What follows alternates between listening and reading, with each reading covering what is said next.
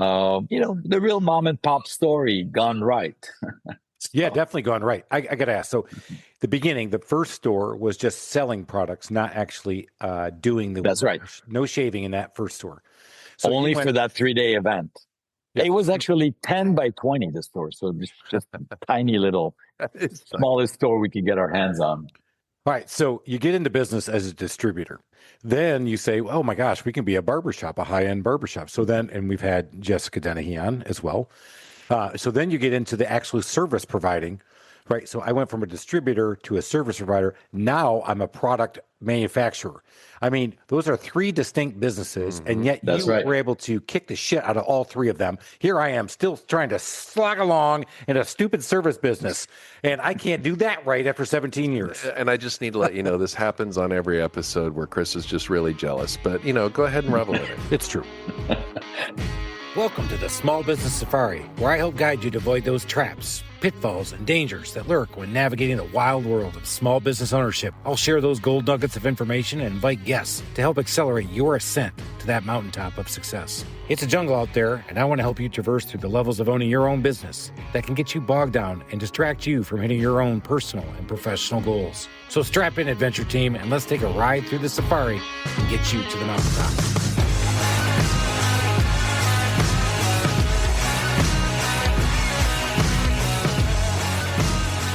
Strap in, let's get it together. Let's sharpen the saw a little bit, Alan. I knew on the way over you were going to have all these little crazy dad jokes. I did. Yeah, crazy dad jokes. Am I cutting it a little too thin? Yeah, cut it a little close. Am I a little too close on the shave? You're reducing this to stubble. That's what we're all about, Small Business Safari fans. We are rocking and rolling, doing it again, man. Hoping you're having a great week. If you're driving around in your truck, maybe you're doing this on a walk, doing whatever, let's get better. Let's get better at what we do. Let's get better at everything we are, Alan. Or let's run 100 miles an hour in a 25-mile-an-hour zone. Or we could just stick our head in the sand. We could stick our head in the sand and say, everything's going to be all right. Everything's going to be all right. You know what? Hope is a strategy. I don't care what those pundits say. Hope is a strategy. I have hope. All right, Alan, we got to get after it. Big Daddy. We got a big deal on the pod today. I know. Eric Malka has joined us, and you're all fanboying on him and telling me, oh my God, this is great. This is great. My son is going to go nuts when he finds out he's such a huge fan of yours products. Oh, thank you. Yeah, no, I cannot wait to let him know. Usually people tell me my dad's a fan. But... Oh, no. It's Chris, good to hear. You need now. Yeah, so he's in his, I guess, late 20s. And perfect. Yeah, no, I mean, that's my core audience right there. Is that right? Young entrepreneurs, the next gen. Yeah, and I mean, I love, I can't wait to get into this because, we're in an era where masculinity is toxic, and you've created an outlet in what Chris and I probably just do as a perfunctory chore every morning. And you've elevated it to a rite of manhood, a ritual, and I mean it's just awesome. So, come on, are you permission to groom? Yeah. All right, permission to groom. So, Eric, give us that backstory, man. How did you get into all this? Is this what you were dreaming to do when you were 7, 8 years old? Why don't we say no, not at all? Although when I was 5, I was in. Taking a bath, and my mom left me in the bathtub for a few seconds, and I reached for my father's double-edged razor, and they'll have a mark to this day. So nice. It was probably a sign of what was to come. But it was in my mid-20s when I moved to New York City, and I found a job working in the industry of men's grooming for a distributor of British products. And that's where I get the idea to open a shop like the ones I've seen in London during my trips, my business trips. And I thought nobody had done that in the US, and perhaps it could do well in New York City. So, very simple, coincidental. I was always agnostic about the industry. I don't have a passion for men's grooming or shaving, as you can tell. But I do have a passion for succeeding as an entrepreneur. And I thought that was an opportunity. And that's part of my principle is, the idea is it doesn't have to be an incredible idea. It's how you execute things, right? Well done. Yeah, absolutely. Obviously, so let's talk about the niche, the art of shaving that you started. What was the concept, and what is It it? was very simple. It was to open a shop specialized in men's grooming products in New York City. That was the whole idea that my wife and I had. Scrape a few dollars together. We sold our car for $12,000, and we were too young to know that it was impossible to open a shop for $12,000 in New York City. So we actually did it. So that's one where ignorance is bliss, and it works out to not have a plan. Every great story starts like that, though. I freaking love that. Yeah, listen, it's the truth. It's the God honest truth. My wife was 22 years old. I told her she had $3,000 to furnish the whole store, and she didn't know any better. What now? When did you open it? What year? October 6th, 1996. Wow! And so, and at the pre-internet, time, you carried products that you thought were cool, and you've now evolved to proprietary products. Of course, the whole e-commerce came in. I mean, you've been through. It's been a wild ride. Yeah. Listen, from kitchen table to strategic acquisition in 12 years. That was really, really, really light speed. And we realized that it doesn't happen every day. Things had to align pretty well. But as I said, we sold our car to open the business. So we had no money to do anything except maybe, get the store open. From my job, I was able to get products on consignment. So I was able to get products in my store, sell them, and then pay for them.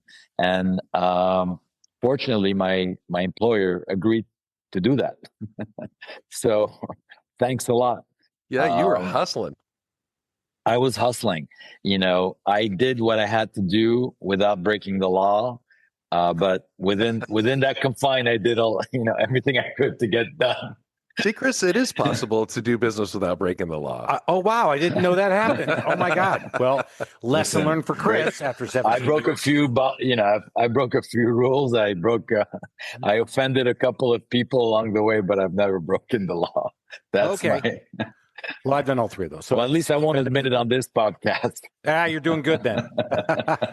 Man. When never got caught.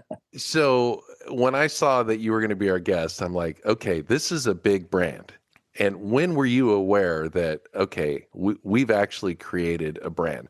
So much so that my son, who lives in Belgium, is a huge fan. Well, first we realized we were onto something big. And then we created a brand. And then we realized that the brand had potential, right?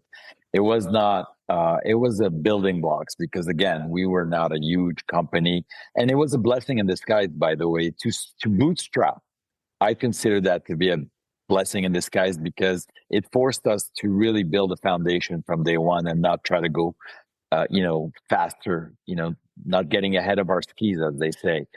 So 6 months after opening the first store, the New York Times took notice of us and wrote a 2-page article on Sunday. Monday morning, our business 20x overnight. Oh my God! So back in those days, it was that's 96. This is again pre-internet. So they came, they interviewed you. You kind of went, okay, whatever. Figure it was going to be on Wednesday morning, the Wednesday edition, like the 27th page of the paper or whatever. When did you know it was going to be Sunday? And did you think it was going to do what it did? Well, we did a big event with the Barber that came from England, and a publicist brought a lot of press to us. She loved the event idea. And she says the New York Times wants to do an exclusive before anybody else runs the story, because even CNN ran 3 minutes about the event. But we said, yeah, sure. She says, you should do it. You should definitely give them, we knew nothing. We were in our 20s. Said, yeah, sure, let's do it. And then on Sunday, the 23rd of 1997, we're opening this 2-page article in the Metro section, and we're reading it, and we're like, I don't like the way they wrote this, and they didn't mention that, and we chucked it to the side. We had no clue what was the power of the New York Times back then. I mean, that was so like going viral. when you went to work on Monday, you're like, yeah, what's going on? He learned. Well, Oh my God, I made here's the the payment. funny anecdote is that my wife was, um, I was going to sponsor my wife for a green card. She's French. And a lawyer we met told us you have to get married before April 1. The law is changing and we have to file your demand. So we ran to the city hall on Monday morning before opening the store, got married, and then we walked back nonchalantly to our store, and there's like a mob of men waiting outside, and we thought maybe there was a fire in the building or something like that. They What a had these great little story. What a day! I mean, what a day! Yeah, that was a epic wedding day. gift.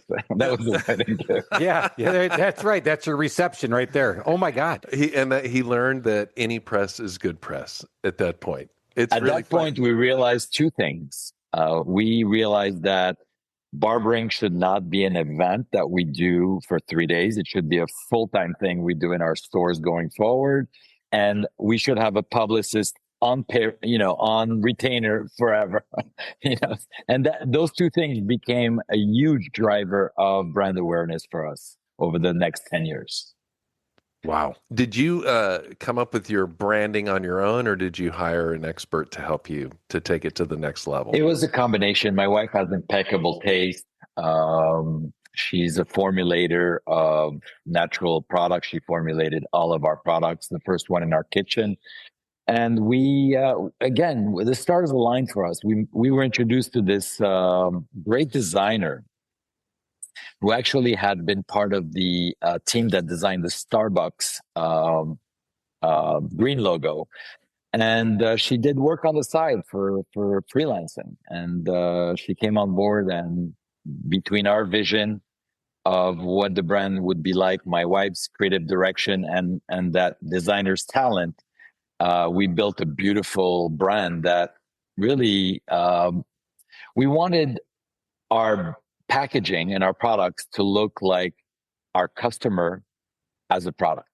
So pinstripe suits, gold rings, colors that were masculine, things like that. So that's how we started creating the brand in 1998. Once we had enough money, because of the New York Times article gave us the resources to open a Madison Avenue shop on 46th Street. And that was a game changer. That became a huge success with barbering full time.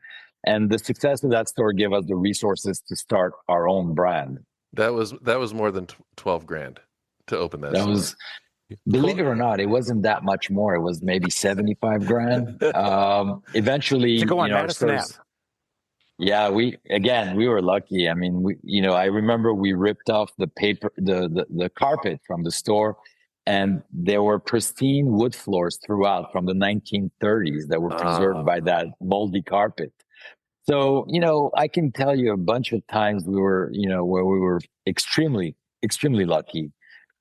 We created that luck, but that luck is not guaranteed. So we feel that it was the stars really aligned for us. The timing was right. The metrosexual movement started in 2000, and that was a game changer for us as well. But going back to the creation of the products, what was really incredible for us is that for the first 18 months of starting our company, we didn't have our own products. We had other brands. And we just listened to our customers every day, telling us what they wanted, what they weren't finding in the marketplace, what they were experiencing while shaving. And that became a sort of a focus group, a real focus group. And hundreds of men were telling us the exact same thing. We want fragrance-free products. We want products that are for sensitive skin. When I shave too close, I get irritation. And that became the insights we used to build the entire product line. So, when people say, you guys hit it out of the park, how did you create such a beautiful brand? We just did what customers told us to do and what wasn't available out there. So let me ask you this. You said your wife actually created some of your first products, and the thought Yes. that went through my head was, okay, here's a woman creating a product for men. So is she creating what she thinks men would want, or is she No. creating? Okay. Okay, here's another anecdote. So I'm working now. I'm employed in the men's grooming industry. Old English, I discovered the shaving brush, great shaving cream. It improves my quality of my shave. I'm in the industry. And my wife's father had this whole thing throughout his life. He used to use Baby Johnson oil on his face before shaving cream. And he says it helped the razor glide. But my wife and I are into natural ingredients. She was studying aromatherapy at the time, and she says, I'm going to use that idea, but instead of using, petrochemicals, basically, I'm going to use natural botanical oils. And so she used olive oil, she used castor oil, essential oils of lavender, sandalwood, black pepper, and cloves. And she made me this pre-shave oil that I used with my brush and the cream from my job. Had the best shave of my life, no irritations for the first time, and we had to park that because we had no money to manufacture until 18 months after starting the business. We went back to those formulas, cleaned up the shaving cream we were selling under our own brand, went to manufacturers to get aftershave balm made, private label shaving brushes, make some fancy handles, and we little by little. We launched 5 products in 98. In 1999, we launched 37 products based on the success of those 3 products. It was, usually brands don't launch that many products, but because we had our whole store to fill up, we decided to go big. And by doing that for the wrong reason, we became perceived as a specialized expert in the luxury shaving category. So Neiman Marcus came calling in 1999.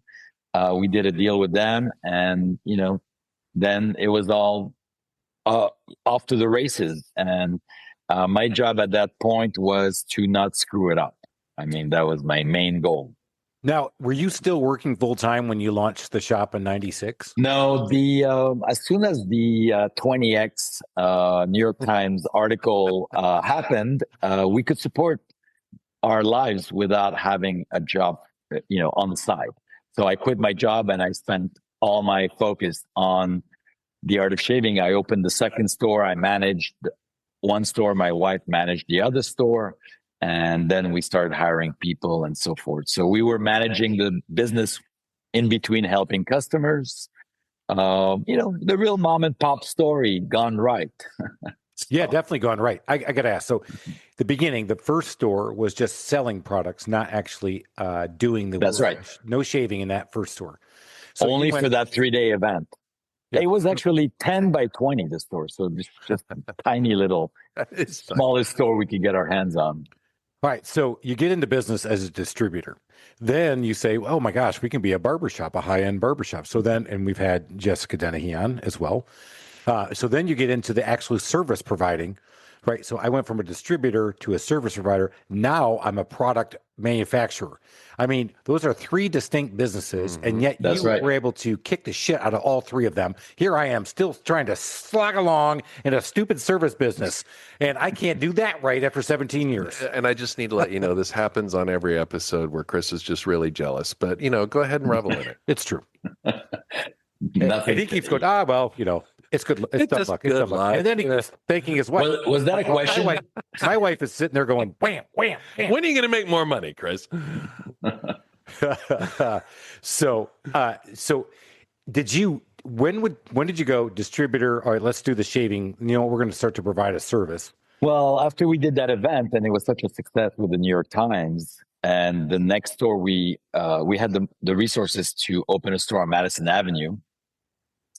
And the store was perfectly built. It was this long store with staircase and a small room in the back. So the barber shop was in the back on the, down the stairs. And I immediately thought, listen, this is incredible to have a barber shave customers, and then they get off the chair, they buy all of our products like a doctor gave you a prescription, right? So I said, I need to do this, 7 days a week.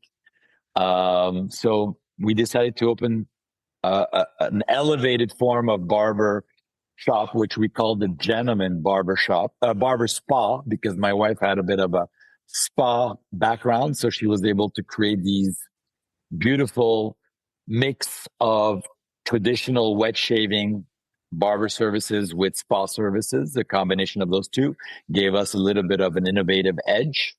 And we hired barbers, we trained them, and we started to use our products.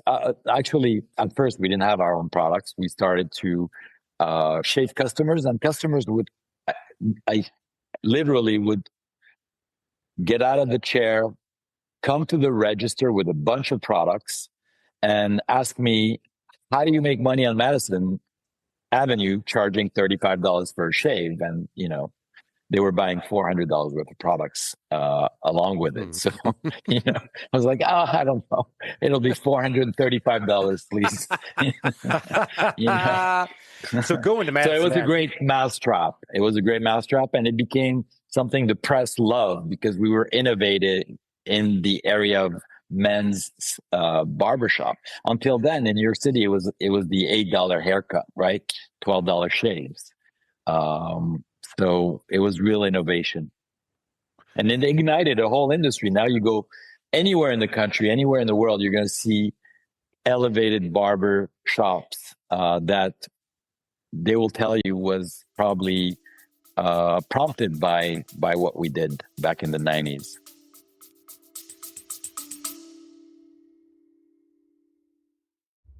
Do you have what it takes to start your own business? Are you tired of the 9-to-5 corporate job and ready to make that leap into entrepreneurship? Then you need to check out From the Zoo to the Wild, the new book by successful entrepreneur Chris Lalamia. This book is a unique perspective on the journey into the wild world of home services and delivering excellence in service while working in customers' homes.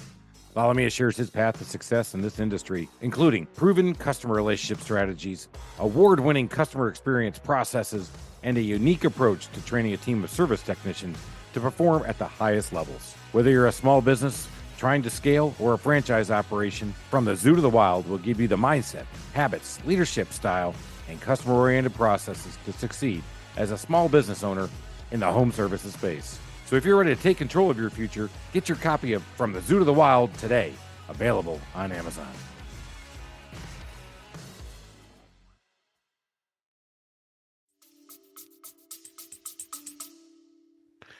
Unreal. Sorry. So you open the Madison Ave, your mom and pop in it. You're running one store, she's running the other. You guys are probably working like business owners 24/7, working like dogs, just doing it. Right. Launch these products. Nordstrom's calling, or Neiman Marcus, whoever's calling, whoever, you're just killing it. And then you say, okay, we're going to make all these products. When did you start to pivot to the brand and the products and start to get out of the mom and pop? So right away, when the second store on Madison Avenue started to do really well, right away, we had the resources, and we said, first of all, what prompted us to do our own products is that our suppliers were becoming very difficult with us. They wanted a piece of the business, and we felt that our livelihood was being challenged. So we said, listen, we have to make our own products so we don't depend on anyone else's brand. And we launched 3 products to test it out. Very homemade kind of products that we had manufactured locally. We tested the thesis. Those products became our best sellers overnight. And then we said, okay, we're ready. Let's go full tilt. Let's build this product line, this brand, 37 products, a bunch of accessories, razors, brushes. We need to fill this entire store eventually with our brand, because in those days we were looking at stores like the Body Shop or Crabtree and Evelyn or Kiehl's, and they had retail stores all over the country, and they only had their products, but we had other people's products. And I said, that's the future, right? We need to control our supply chain. We need to control our destiny.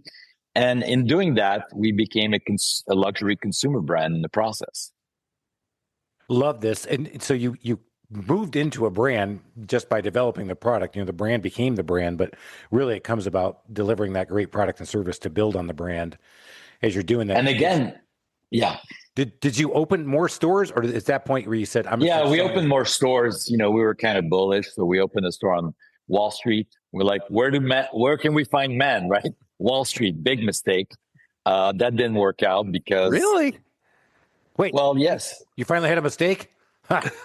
we finally hit a mistake because let's talk about that mistake, Chris. Hell, I was 3 days into my business and it already made like 1,000 mistakes.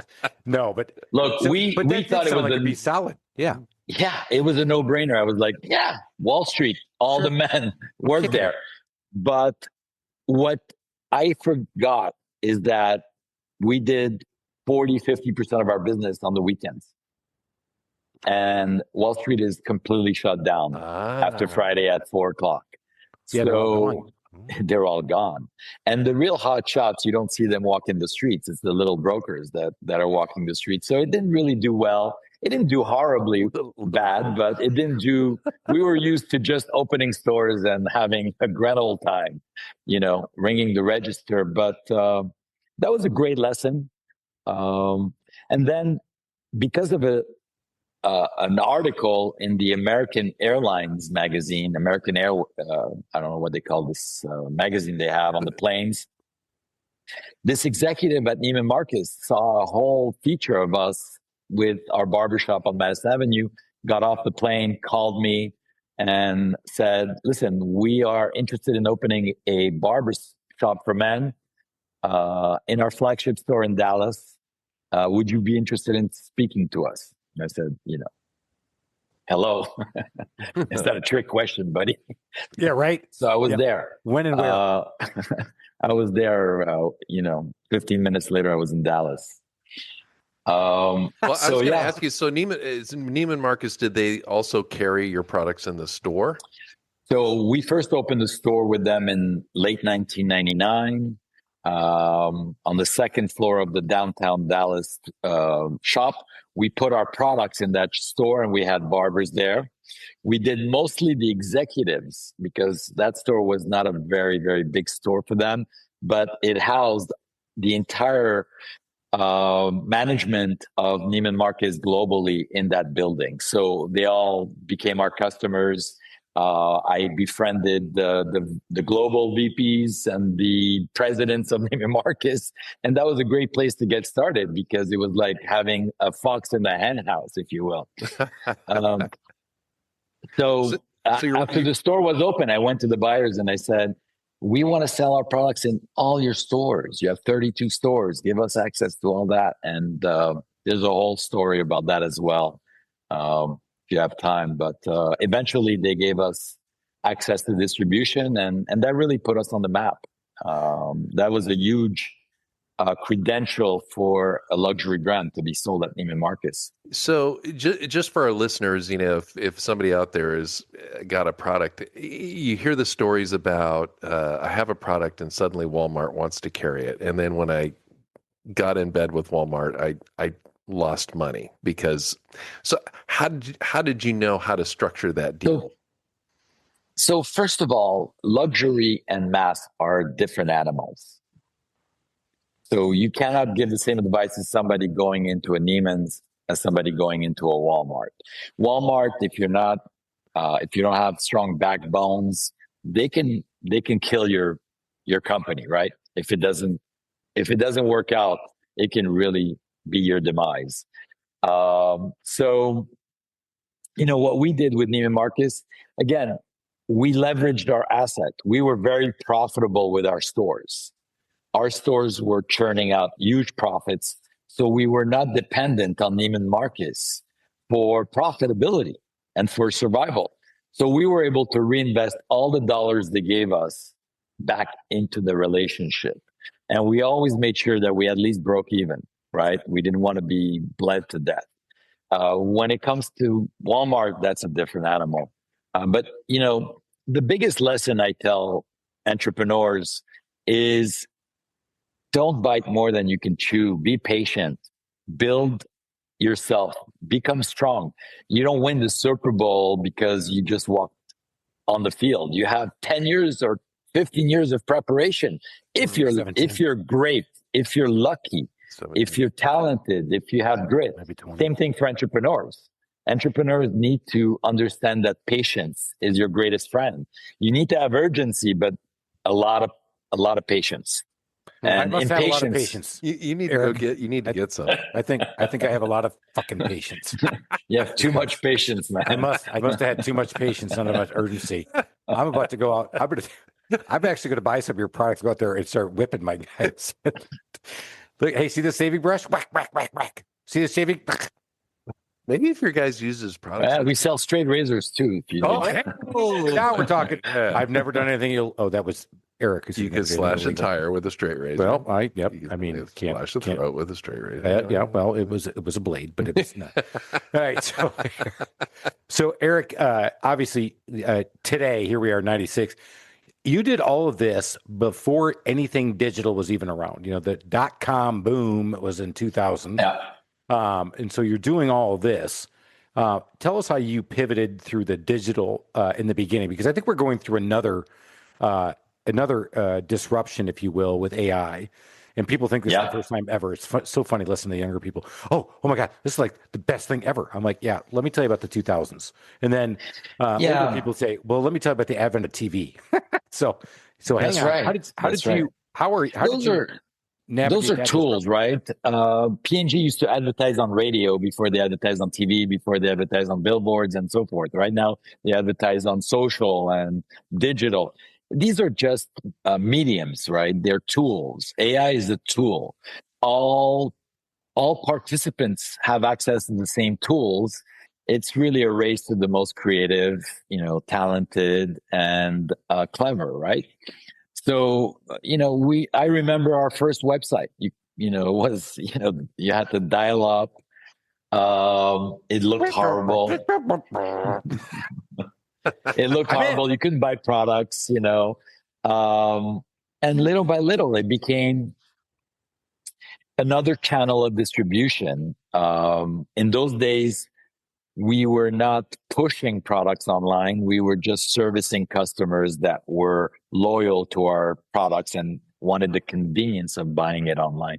Sometimes they had offices 3 blocks away from our store. They would buy the products online because they knew they just replenishing, right? It was selling eggs and milk. And they just needed to buy it again.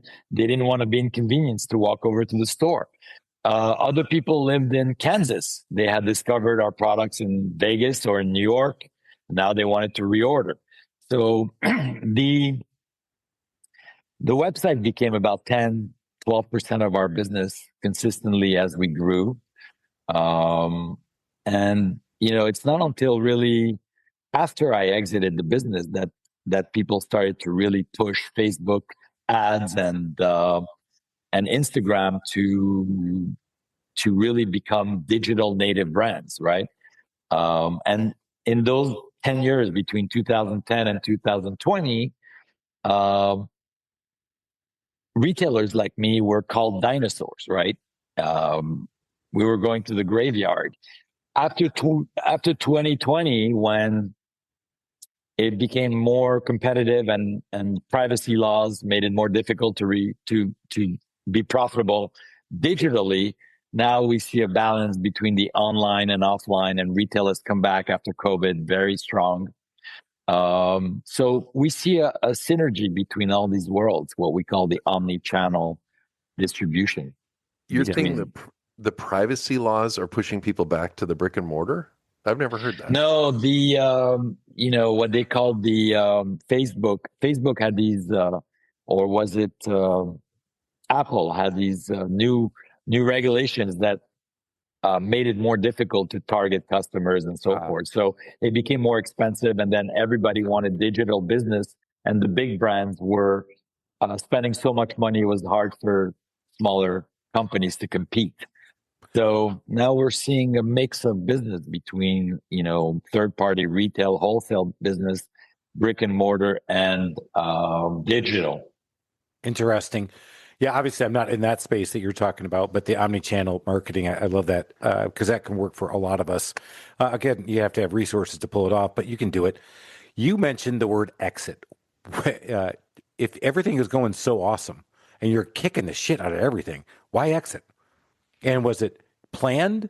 Was it? It was planned. I was building this company to sell it to a strategic. And when you build a brand, brands are not like regular companies that are just focused on profitability, right?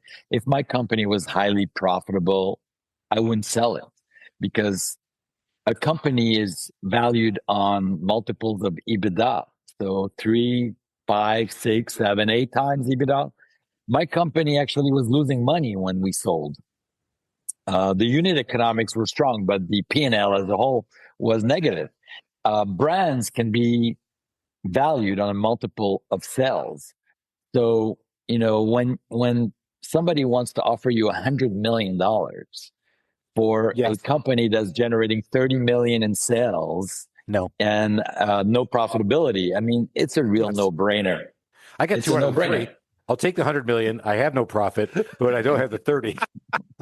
Yes. You're so close. Yeah. So that was your strategy? I mean, so 96, you mentioned, we're young, we did this, we got going. Obviously, you saw the brand happening, and you said, to build, because that's a whole different model. In my world, I do have to be profitable because, I feel like I got a great brand, but I'm still a home service provider in a local geographic market. That's right.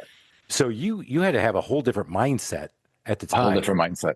That had to be hard to explain to your wife. No, not at all. My wife is a brand builder like I am. She's very gifted, and she's a perfectionist, which is something highly useful when you're building a luxury brand. You need a creator behind the brand that is obsessive about every detail and a real police of the brand, so that nobody tarnishes it. In my case, since 2002, I had a target price, target date where I wanted to build this brand and sell it. And that's what I was working towards. So you were more of the CEO. She's more the COO. Is that how you guys would? She was the scientist. Creative officer. She was the creative officer, but she's really a scientist. I was really the entrepreneur of the two. So I handled all the business, leadership, supply chain, all the fun stuff, right? Yeah. And then she did a lot of the creative, visual, marketing campaigns and so forth, and product science, the science behind the products, if you will. All right. So congratulations on your exit. And then, thank you. Then what? So they talk about then is what he wrote a book. So yeah, just well, the exit wasn't a walk in the park either, right? There was a 15-month negotiation that was interrupted by the 2008 financial crisis. So a little bit of a stress makes for good stories, but I don't recommend going through it. I went from a book. Good stories.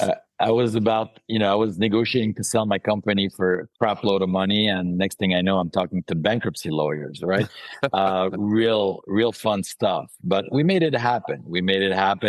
And we stayed on with P&G, which was wonderful, for 18 months.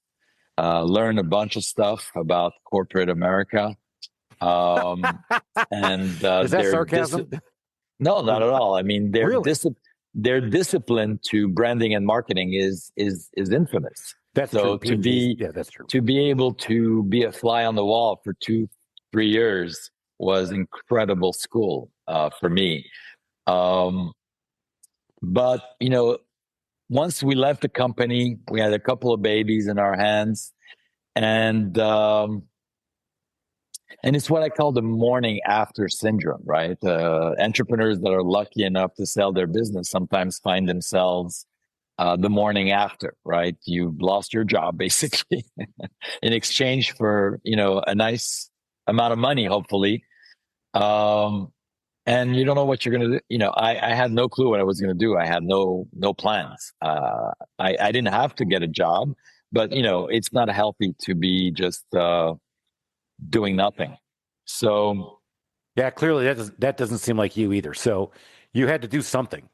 Well, I had 2 babies. I had 2 babies at home. My wife and I transitioned from running a global brand to being at home parents. And that was, a blessing, but a tough transition nonetheless, right? The brain doesn't really recognize a positive life transition with a negative one, right? We do. We're sad or happy, but we transitioned. It was a shock to the system for us to go through that change. Completely upended our lives. We didn't see the people we saw every day. We didn't have a place to go every day. We had a couple of babies. And I started to rebuild my life and figure out what I wanted to do when I grow up at that point, back to the drawing board. So that was a process. And for me, I approached it like I approach business, in a very methodological way, whatever it is. You could tell whatever that is.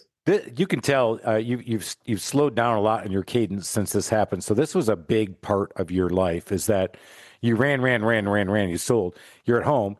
You're with your kids, and as we all do as fathers, is that's very important. But you weren't completely fulfilled. I mean, I'm putting words in your mouth, but I can see you pause for a minute there. 100%. Well, first of all, I was working since I was 16 years old. I didn't really take care of my health as well as I should. Emotionally, I was a little bit raw. And what happened to me was real life blessing, because at the same time, I achieved all of my life's dreams. And while I was feeling pretty hollow inside, it really did not fill the void that I had and the anxiousness that I had felt most of my life.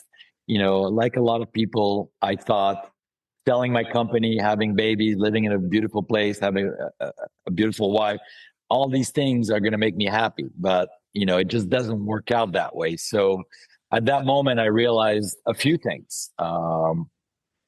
I realized that what was in front of me was fatherhood. So my kids became my number one priority. My dad wasn't around. So for me, it was really important to be there for my kids. My health was a huge priority. I wanted to expand spiritually, emotionally, and physically. And the third pillar was, the financial blessings we had. You have to manage that and make sure it doesn't go away. You were lucky enough to have it. You don't want to mismanage that. So those were that became my job, right? Fatherhood, health, and investing. Our assets. 0 for 3, Chris. I'm done. Vegas. Yeah, gout. Okay. Vegas, gout. Still drink bourbon while we're doing the podcast. Still haven't thought about my health. My kids, who cares? They're still on the freaking payroll. Although I was complaining. So once again, our guests are better than us. Oh yeah, But I did say, I'll just brag for a minute. I was telling somebody, I'm like, my kids are still. What are they doing? Well, one's a PA and one's a lawyer in law school. She goes, oh, so you have a doctor and a lawyer, huh? Oh yeah, you're really hard. I'm like, well, that's a different story. But so Eric, I know we're coming to the end. What are you doing now? Tell us. You came on the podcast. How can people find you? Obviously, great story.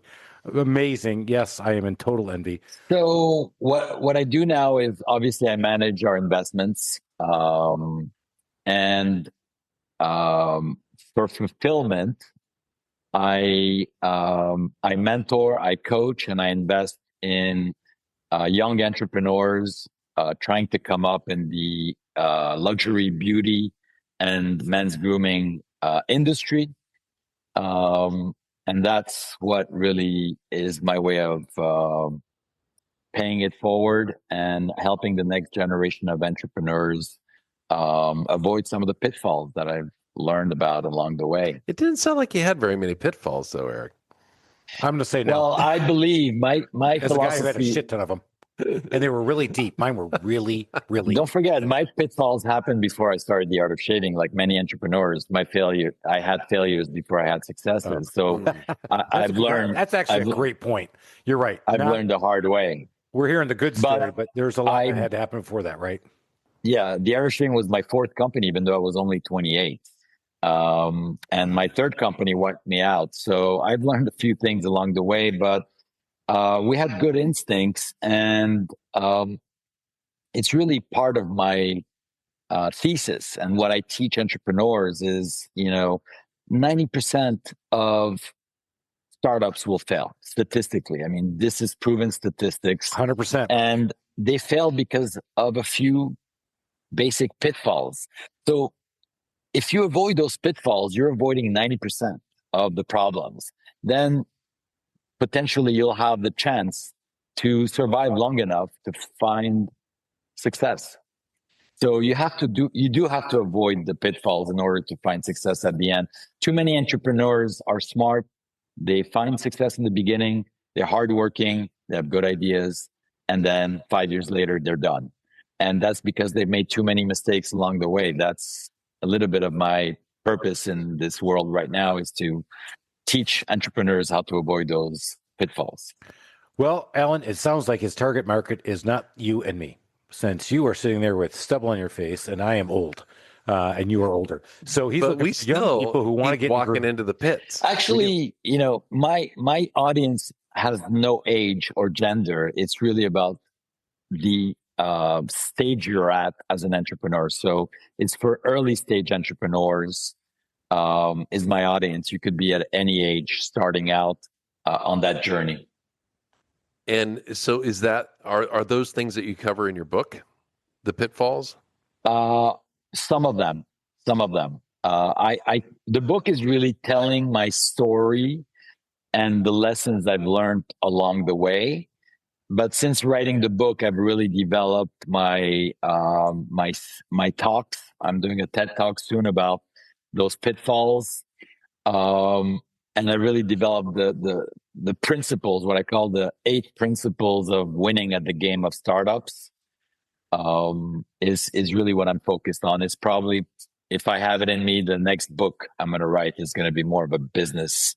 This one was a memoir. This will be more focused on the how to or the how not to. I love it. How do people find you, Eric? Eric Malka, just type it in. You should be able to find me. There's not too many of me and with that combination of names. Finally, I have something in common with Eric. I do not have I have a very unique name, Chris Lalamia. I have one thing in common with Eric. That's it. Oh, and I've written a book. Other than that, I'm abject failure. Yeah. I'm sure we have a lot more in common than that. But Eric Malka, you can find me at strategicbrandinvestments.com, ericmalka.com, on LinkedIn, on Instagram. I'm all over the place. Love it. He's omni-channel, omni-focused. He's amazing. I've got to ask though, I'm going to ask the 4 questions, because what is a book you would recommend to our audience that you didn't write? That you didn't write. Of course, I would recommend From the Zoo to the Wild, but From Good to Great is always a classic. Good to Great is always, that was a game changer when I read that. 7 Habits, there's some classics out there. Yeah. What's the favorite feature of your current home? 500% increase in value over the last 5 years. Finally, the first real answer. And another thing you don't have in common. 500% increase. I do over 20. He's laughing. Holy shit balls. That was hilarious. I don't think you should ask any real answer right there. Yeah. You know what? So you're not moving, are you? Oh, no. I can't. You can't. I know, right? I can't. That's why I can't buy back in. I just got done telling people, I got a 2.75% mortgage. Oh yeah, what are you gonna do? I'm gonna sell my house. Or you are, huh? What are you gonna buy? Nothing, right? Because you can't afford the rest. That's right. I'm stuck. How old are your kids now? They're late teens, 15 and 17. Do they like still hanging out with you? That's not one of the questions, but I love that one. Yeah. Listen, I'm very proud of that. My oldest loves hanging out with me. Shit. Why do you do that to yourself? I know. My youngest hangs out with me when he needs something. Oh, so my oldest, my daughter, she only, in fact, calls I get now are always, Dad, I just need more money. No. Yeah, that's the call. Yeah. No, that's a great age. I actually started my business as they were both one in middle school and one in grade school. And I was the one who was around a lot while my wife was out traveling and working a ton as I was growing the business. Yeah. So, but I'm not looking to be their friends. I mean, I consider myself the parole officer at this point. Oh, I mean, that's I'm not a dad. I'm a parole officer. I track them, I test them.